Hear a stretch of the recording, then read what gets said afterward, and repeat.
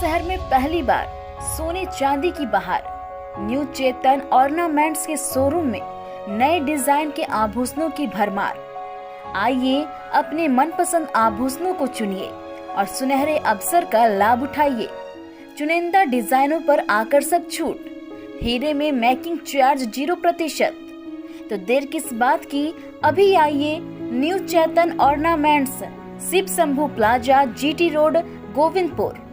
वहीं हमारी दूसरी शाखा है धनबाद बैंक मोड़ स्थित। नमस्कार, नेशन टीवी भारत में आपका स्वागत है।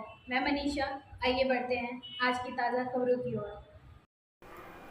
खबर बलिया से है, जहां मतगणना से पहले पूर्व मंत्री स्वर्गीय भूरा राम के पुत्र आदित्य गर्ग ने इंडिया गठबंधन को लेकर बड़ा दावा किया है। उनका दावा है कि इंडिया गठबंधन की सरकार बनेगी और NDA की हार होगी। वहीं मीडिया से बातचीत में बताया कि मैं एक दलित समाज में आता हूं और दलित समाज को जोड़ने का काम किया हूं। आने वाले समय में इंडिया गठबंधन की पूर्ण बहुमत की सरकार बनने जा रही है, क्योंकि लोगों में एक बदलाव की लहर चल चुकी है। हर वर्ग के लोग बदलाव चाहते हैं। वो लोग एक नई सरकार की गठन चाहते हैं। ब्लॉक प्रमुख आदित्य गर्ग ने इंडिया गठबंधन की जीत को लेकर क्या कुछ कहा, आइए सुनते हैं।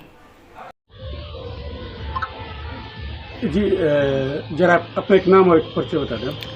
मेरा नाम आदित्य गर्ग है। मैं वर्तमान में चिल्कार का ब्लॉक प्रमुख हूँ। पूर्व मंत्री श्री भूरा राम जी का छोटा सुपुत्र हूँ। जी, देखा जाए कि 7वें चरण का मतदान जो है संपन्न हो चुका है। ऐसे में 4 तारीख को रिजल्ट आने वाला है। जी, अब तक आप लोगों ने, क्योंकि आपके पिताजी एक बड़ा चेहरा थे, जी, बलिया ही नहीं पूरे उत्तर प्रदेश में उनका एक अलग पहचान था। जी जी क्या लगता है बलिया की राजनीति समेत पूरे उत्तर प्रदेश भारत में क्या होने वाला है, कैसा रिजल्ट आने वाला है, और अब तक कितना मेहनत क्षेत्र में आप लोगों ने किया? देखिए, हम लोग तो लगातार क्षेत्र में चलने का काम किया। मैं विशेषकर दलित समाज से आता हूँ। दलित समाज को जोड़ने का काम किया हम लोगों ने, और आने वाले समय में इंडिया गठबंधन की पूर्ण बहुमत सरकार बनने जा रही है, क्योंकि लोगों में एक बदलाव की लहर चल चुकी है। वो लोग बदलाव चाहते हैं। हर एक वर्ग, हर किसी वर्ग का व्यक्ति वो बदलाव चाहता है। वो एक नई सरकार का गठन करना चाह रहा है।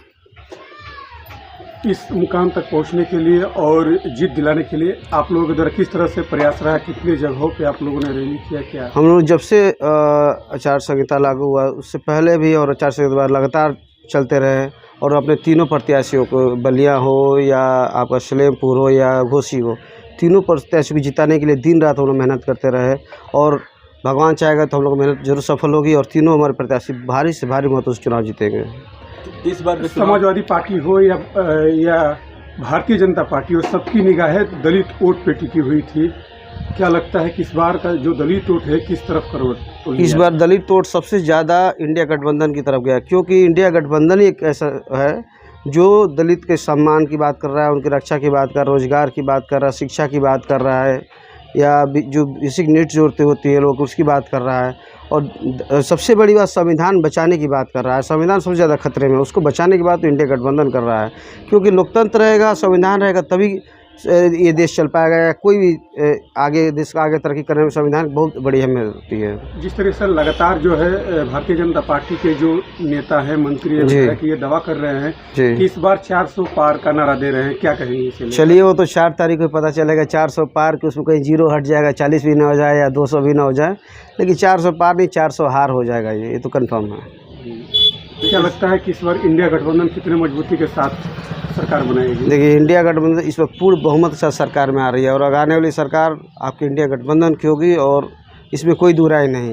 जो लोग 400 पार कर रहे हैं, शायद वो 200 के पार भी जाए, वो बहुत बड़ी बात हो जाएगी। लगातार भारतीय जनता पार्टी विकास से लेकर और राम मंदिर से लेकर तमाम मुद्दे जो हैं जनता के बीच रख रही थी और वोट मांग रही थी। क्या ये सब ये आप देख रहे हैं कि 2-4 चीज़ों को छोड़ दीजिए। राम मंदिर बना अच्छी बात है, हिंदुओं का मंदिर है बना, हम सब तारीफ़ करते हैं। राम मंदिर के अलावा आप रोज़गार की बात क्यों नहीं करते हैं? शिक्षा की बात क्यों नहीं करते हैं? जो महिलाओं को उत्पीड़न हो रहा है उसके बारे में क्यों नहीं बात कर रहे हैं? जो बेरोजगारी फैल रही है उसके बारे में क्यों नहीं बात कर रहे हैं? जो नौकरी देने का आपने कहा 2 करोड़ को, उसकी बात क्यों नहीं कर रहे हैं?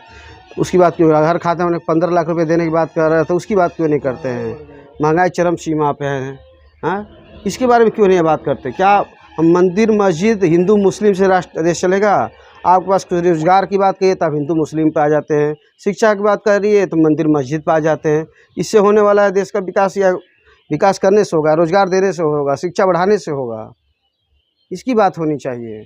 इंडिया गठबंधन इसकी बात कर रहा है, आपको रोजगार देने की बात कर रहा यानी कि है। भारतीय जनता पार्टी पर इस बार विकास और बेरोजगारी भारी पड़ेगी। जी जरूर पड़ेगी।